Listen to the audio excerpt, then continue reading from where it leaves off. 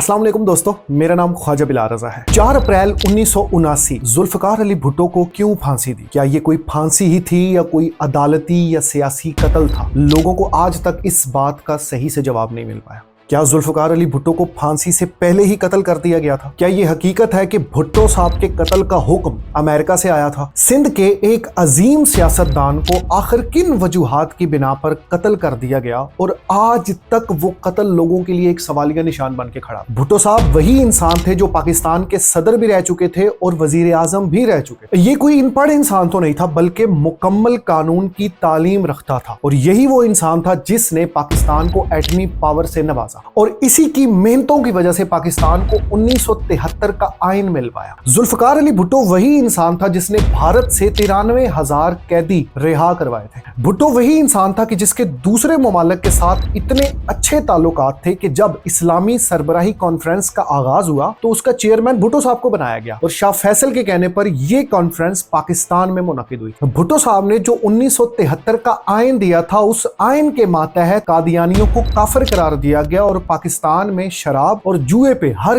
किस्म की पाबंदी राइज कर दी गई। कि किताब और सुन्नत के खिलाफ हम कोई कानून पास नहीं करेंगे। देख लें कि अहमदियों का मसला इसी दौर में, 90 साल का मसला इसी दौर में, इसका फैसला, आखिरी फैसला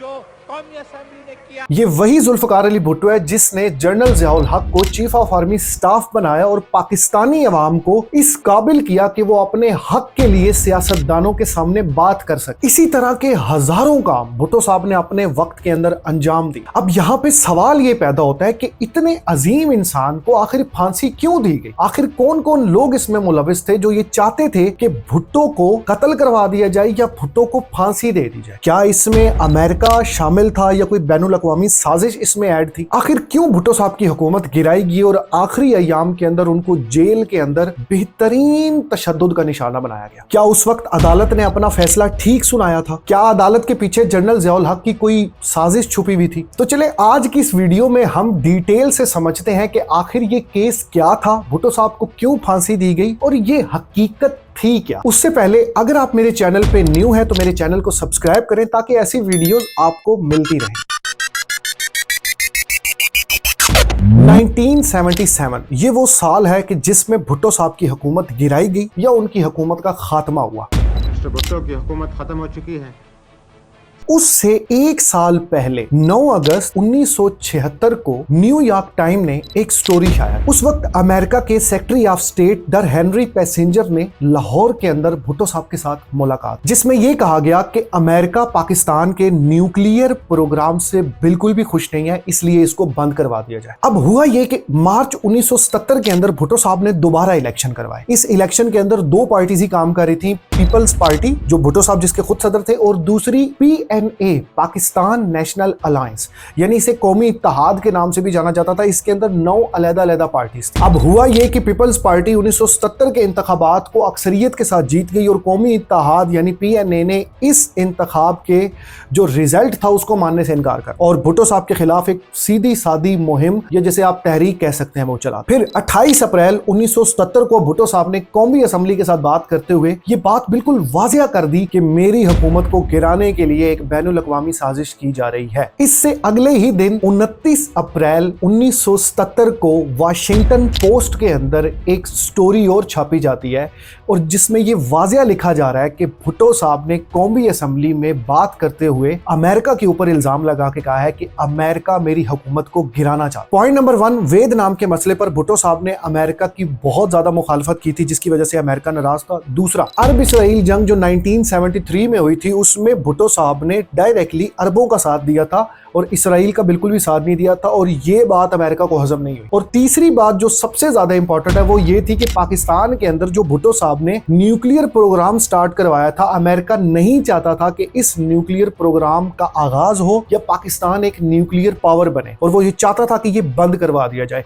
और भुट्टो साहब ने कौमी असम्बली के सामने ये सारी चीजें वाजिया कर दी। یہ بات پاکستان کے ایک پروفیسر انوار ایچ سید جو کہ امریکہ کی بہت ساری یونیورسٹیز کے اندر پڑھا چکے ہیں، انہوں نے اپنی ایک بک لکھی the discourse and politics of Zulfikar Ali Bhutto, اور اس بک کے اندر انہوں نے بالکل واضح یہ 3 وجوہات لکھی جو کہ بھٹو صاحب نے اسمبلی میں بتائی تھی۔ پروفیسر انور جب بھٹو صاحب کے ساتھ ملے تو بھٹو صاحب نے خود بتایا کہ میری حکومت گرانے کے لیے لوگوں کو امریکہ کی CIA کی طرف سے 50 ملین روپیز ملے ہیں، یعنی کہ میری حکومت کو گرا دیا جائے اور ساتھ میں ان کا جو نیوکلیئر پروگرام ہے اس کو بند کروا دیا جائے۔ بھٹو صاحب وزیر اعظم تھے تو انہوں نے بہت ساری ایسی ایجنسیز بنائی ہوئی تھی جن سے ان کو علیحدہ خبریں ملتی رہتی تھی، تو اپنی ہی ایجنسی سے ان کو یہ پتہ چل چکا تھا کہ ان کی حکومت کو گرانے کے لیے بہت بڑے اقدامات امریکہ اٹھا رہا ہے۔ ISI کے سینئر آفیسر برگیڈیئر سعید احمد ارشاد ترمذی، انہوں نے اپنی ایک بک لکھی دا پروفائل آف انٹیلیجنس۔ انہوں نے اپنی کتاب میں واضح لفظوں میں یہ چیز بتایا کہ مجھے امریکہ کی ڈیکوڈ کاپی ملی جس کے اندر امریکہ کا وہ خط تھا کہ جس کے اندر انہوں نے وہ ساری چیزیں بتائی ہوئی تھیں، وہی چیزیں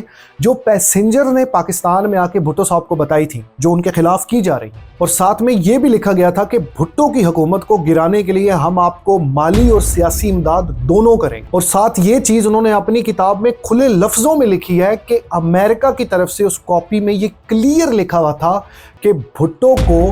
پھانسی کے تختے تک پہنچانا یقینی بنایا جائے۔ یعنی آپ سمجھیں کہ کتنی کھلی مخالفت کی جا رہی ہے، اور اس بات کا ثبوت خود پیسنجر نے دیا۔ جب وہ پاکستان کا دورہ کر کے واپس جا رہا تھا تو اس نے بھٹو کو کہا تھا مسٹر بھٹو ہم تمہیں ایک عبرت ناک مثال بنا کے رکھ دیں گے، اور ساتھ میں یہ مثال بھی دی کہ اگر سامنے سے ٹرین آ رہی ہو تو ایک عقل مند انسان پٹری چھوڑ دیتا ہے۔ تو آپ اندازہ لگائیں اس قسم کی کھلی دھمکی بھٹو صاحب کی حکومت میں بھٹو صاحب کو منہ پہ دی جا رہی ہے کہ ہم تمہیں عبرت ناک مثال بنا کے رکھ دیں گے۔ ہوا یہ کہ ترمذی صاحب نے یہی جو ڈیکوڈ خط تھا اس خط کو اٹھایا، سیدھا لاہور ہائی کورٹ میں چیف جسٹس شمیم حسین قادری صاحب کے پاس گئے اور انہیں جا کے یہ خط دکھایا کہ یہ خط آیا اور اب اس کا کیا مطلب ہے۔ تو شمیم حسین قادری صاحب نے کھلے لفظوں میں یہ بتایا کہ بھٹو کو جو پھانسی کا حکم سنایا گیا ہے اس پہ عمل درآمد کرنا بہت مشکل ہے، اور اس کی وجہ انہوں نے یہ بتائی کیونکہ بھٹو اس مرڈر کیس کے اندر انوالو ہی نہیں ہے، یعنی کہ جس مرڈر کا الزام بھٹو صاحب پہ لگایا جا رہا ہے بھٹو اس مرڈر میں ایڈ ہی نہیں ہے۔ شمیم حسین قادری صاحب کی یہ بات سننے کے بعد ترمذی صاحب کہتے ہیں مجھے یقین ہو گیا کہ اب بھٹو صاحب کو ضرور پھانسی دی جائے گی یا بھٹو صاحب کا قتل کیا جائے گا۔ کیوں؟ کیونکہ اگر عدالتی طریقے سے بھٹو سزا کا حقدار ہوتا تو کبھی بھی یہ خط امریکہ سے نہ آتا۔ مطلب ان کو یقین ہو گیا تھا کہ بھٹو صاحب کا جرم ثابت نہیں ہو پایا، اسی لیے امریکہ سے خط آیا ہے اور امریکہ سے حکم آیا ہے کہ بھٹو کو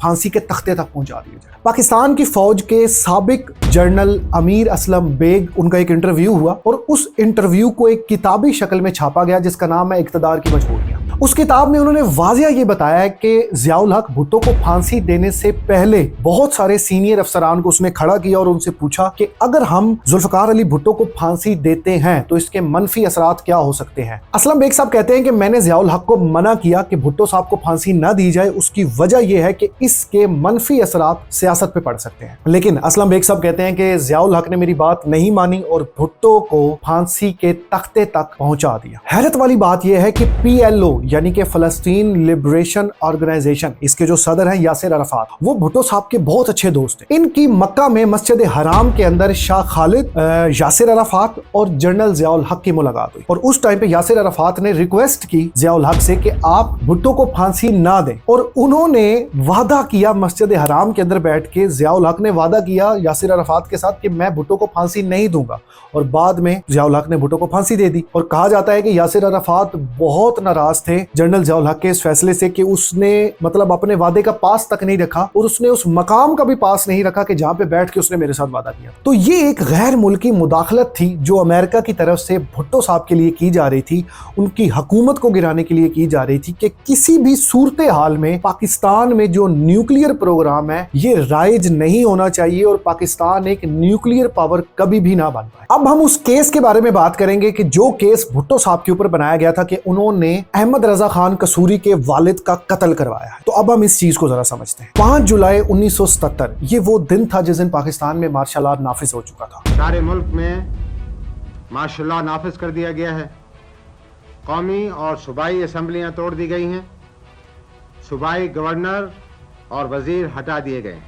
फौज ने भुट्टो साहब की हुकूमत गिराने के लिए ये मार्शल लॉ पहले से ही प्लान किया हुआ था, जो कि 5 जुलाई को पाकिस्तान के ऊपर नाफिज किया गया, क्योंकि उस टाइम पे भुट्टो साहब की मकबूलियत बहुत ज्यादा हो गई थी और जनरल ज़ियाउल हक इस चीज को लेके बहुत ज्यादा डर रहा था कि कहीं ऐसा ना हो कि लोग सड़कों पे आ जाएं और हुकूमत का साथ देना स्टार्ट कर दे, इसलिए उसने मार्शल लॉ लगा दिया। ज़ियाउल हक ने मार्शल लॉ लगाते ही सारी कौमी असम्बलियां तोड़ दी, दस्तूर को खत्म कर दिया, लेकिन सदर और चीफ जस्टिस के ओहदे को खत्म नहीं किया, यानी वो लोग काम कर रहे थे। उस वक्त सदर फजल इलाही थे और चीफ जस्टिस याकूब अली खान थे। आप यकीन करें कि ये मार्शल लॉ इतने दबे पांव लगाया गया कि पाकिस्तान को पता ही नहीं था कि पाकिस्तान में मार्शल लॉ नाफिज हो चुका है। मतलब ज़ियाउल हक ने इतने दबे पांव से लगाया, मतलब वो बताना ही नहीं चाह रहा था पाकिस्तानियों को कि पाकिस्तान में मार्शल लॉ नाफिज हो चुका है। भुट्टो साहब जेल में थे तो उनको जेल से 28 जुलाई को रिहाई मिली। अब भुट्टो साहब ने इस्लामाबाद, लाहौर, पेशावर का एक दौरा किया और वहां पे बहुत बड़े बड़े जलसे किए और उन जलसों के अंदर साफ लफ्जों में ज़ियाउल हक को ये चीज कह दी कि आइन के मुताबिक जिस इंसान ने हुकूमत गिराई उसकी सजा सिर्फ मौत है।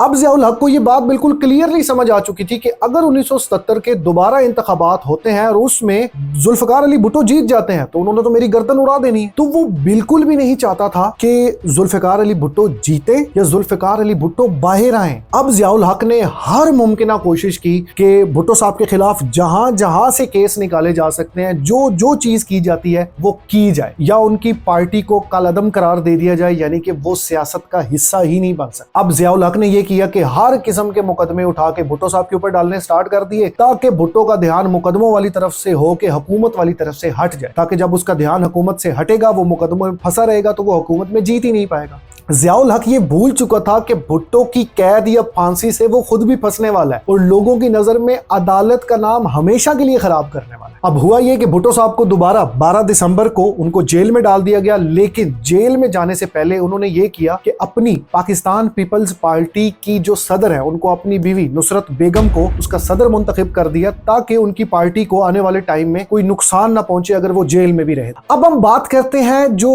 अहमद रजा खान कसूरी वाला केस था उसके ऊपर, कि आखिर वो केस था क्या और किस तरह से भुट्टो साहब को उस केस में फंसाया गया और उनको फांसी की सजा सुनाई। अहमद रजा खान कसूरी पीपल्स पार्टी के मुंतखब मेंबर भी रह चुके हैं और कौमी असम्बली के रुकन भी रह चुके हैं। शुरू में ये भुट्टो साहब के बहुत ज्यादा गीत गाते थे, कसीदे गाते थे। क्यों? क्योंकि भुट्टो साहब इनकी बात मानते थे। फिर हुआ ये कि वक्त के साथ साथ भुट्टो साहब ने कुछ ऐसे फैसले किए कि जिसकी वजह से कसूरी ने अपने दिल में उनके लिए बहुत ज्यादा नफरत डाल ली कि भुट्टो अब गलत कर रहा है। अब हुआ ये कि 11 नवंबर को अहमद रजा खान कसूरी अपने वालिद नवाब अहमद खान कसूरी के साथ शाह जमाल की तरफ जा रहे थे और रास्ते में कुछ लोगों ने गाड़ी पे फायरिंग की। वो मारना अहमद रजा खान कसूरी को चाहते थे, लेकिन हुआ ये कि अहमद रजा खान कसूरी बच गए और गोली उनके वालिद को लगी। ठीक है, वो जल्दी से एक हॉस्पिटल में लेके गए और वहां पे जाके उनके वालिद की मौत हो गई और उन्होंने इल्जाम लगाया भुट्टो साहब के ऊपर कि मेरे वालिद का कत्ल जुल्फकार अली भुट्टो ने करवाया है। और उसकी दलील उन्होंने ये दी कि एक दिन असेंबली के अंदर भुट्टो साहब ने अहमद रजा खान कसूरी को ये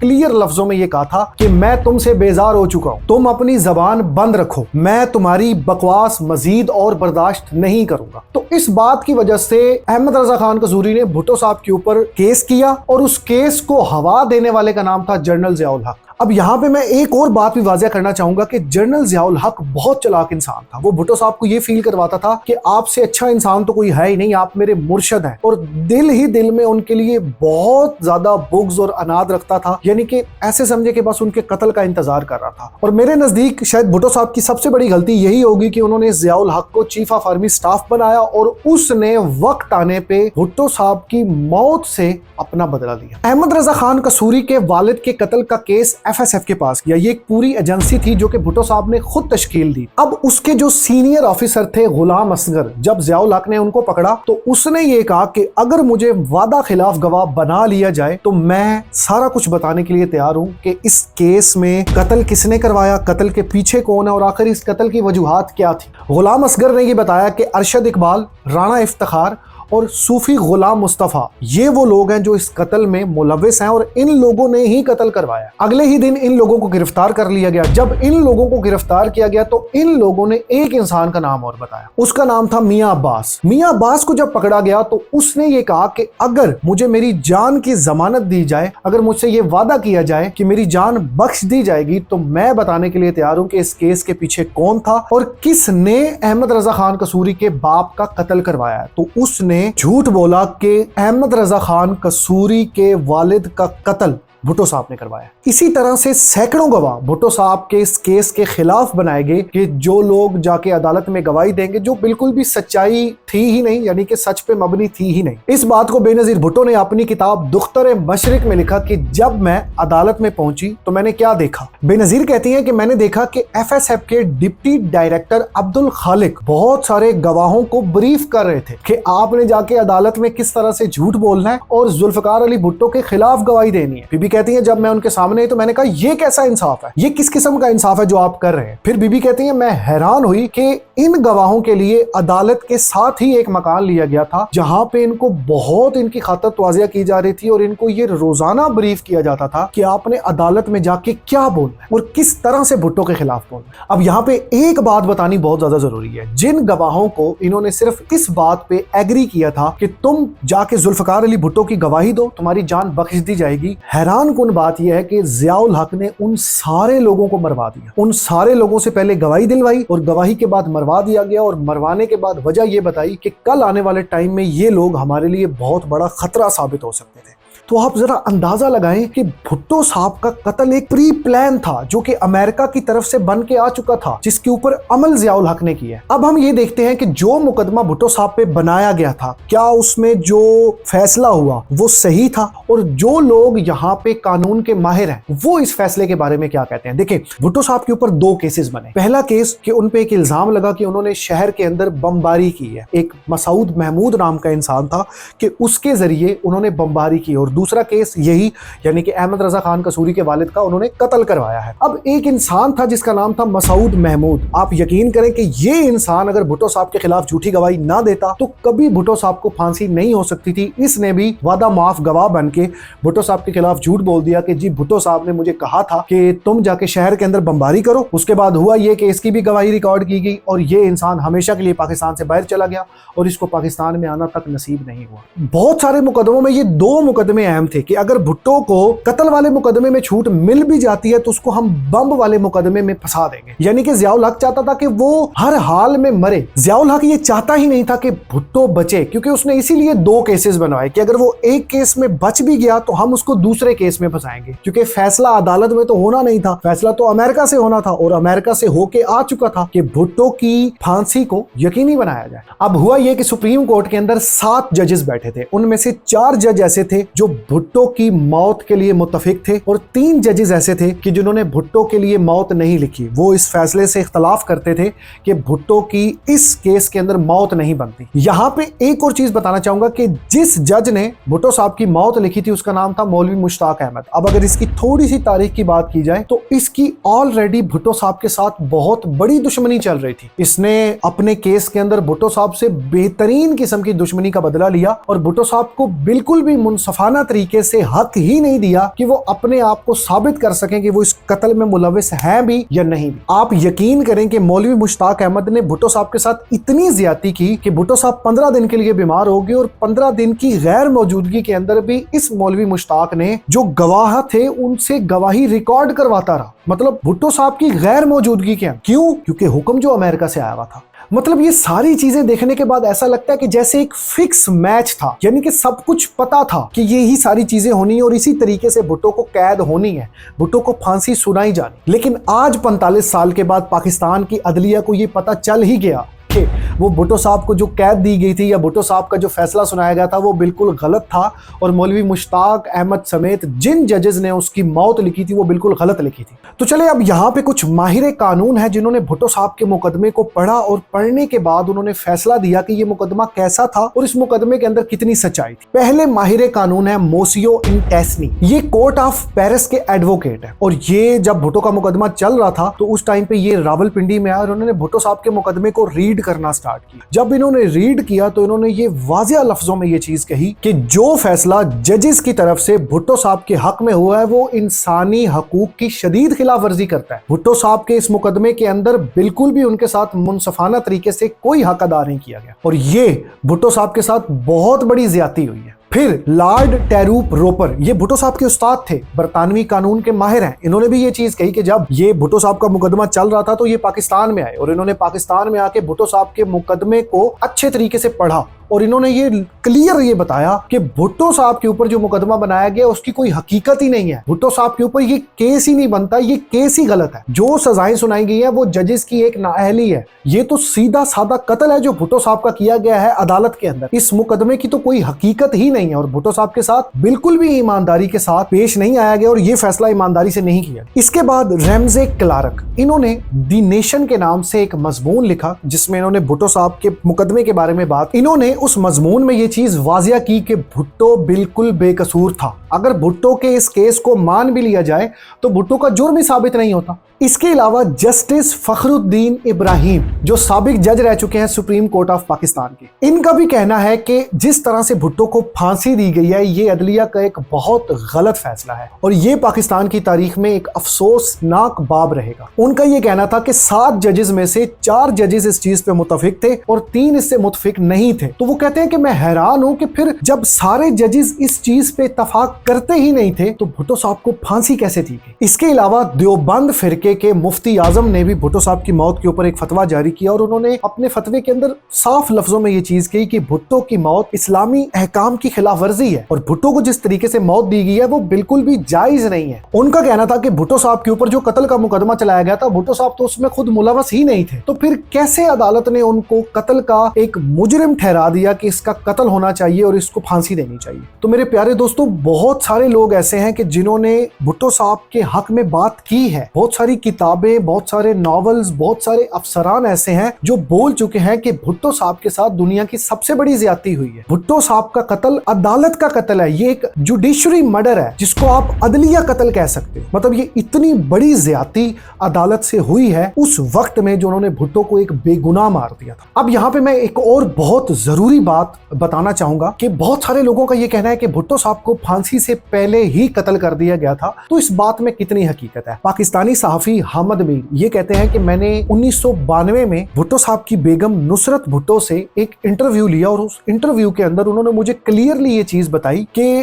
بھٹو صاحب کی تدفین کے وقت جب بہت سارے لوگ ان کے نزدیک تھے تو انہوں نے یہ چیز واضح کی کہ بھٹو صاحب کی گردن کے اوپر کوئی رسی کا نشان نہیں تھا اور ان کی گردن بالکل بھی ٹوٹی ہوئی نہیں تھی، یعنی کہ بھٹو کو پھانسی سے پہلے ہی قتل کر دیا گیا تھا۔ اس کے بعد صادق جعفری نے ایک بک لکھی کہ was Bhutto killed before hanging, کہ بھٹو کو پھانسی سے پہلے ہی قتل کر دیا۔ صادق جعفری نے ہر اس انسان کا انٹرویو کیا جو آخری وقت میں بھٹو صاحب کے ساتھ تھے، غسل میں تھے یا تدفین کے وقت ساتھ تھے، ان سارے لوگوں نے یہ چیز بتائی کہ بھٹو صاحب کی گردن بالکل صحیح سلامت تھی اور بھٹو صاحب کی گردن پہ کوئی رسی کا نشان نہیں تھا۔ کہا جاتا ہے کہ ضیاء الحق نے بھٹو صاحب کے آخری ایام میں ان پہ بہت زیادہ تشدد کیا اور اس تشدد کی وجہ سے وہ پھانسی سے پہلے ہی مر گئے تھے اور بعد میں ان کو صرف ایک ڈھونگ رچایا گیا کہ بھٹو صاحب کو پھانسی دی گئی۔ اس کے بعد رفیع الدین نے ایک کتاب لکھی جس کا ٹائٹل تھا بھٹو کے آخری 323 دن۔ اس کے اندر انہوں نے یہ چیز واضح کی کہ جب بھٹو صاحب کی موت واقع ہو چکی تو انٹیلیجنس ایجنسیوں کی طرف سے